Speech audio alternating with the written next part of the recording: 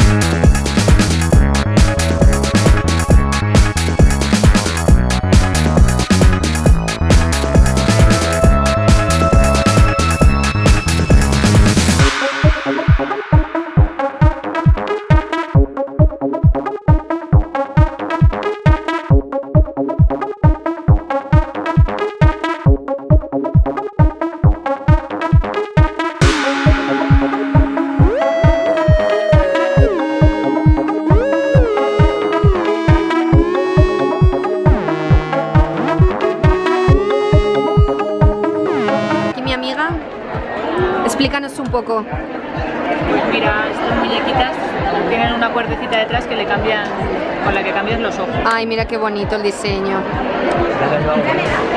Para que la veas. Muy bien, aquí está Eleven. Esta, mira, lo mueve de lado, los ojos. Ah.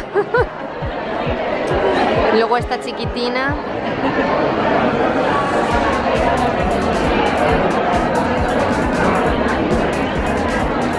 Aquí estamos.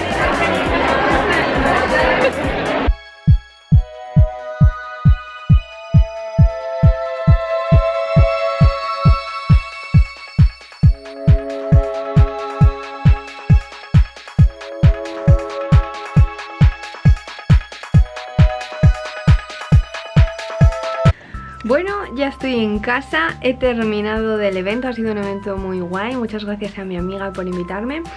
La verdad que no conocía muy bien este tipo de muñecas y es un mundo aparte.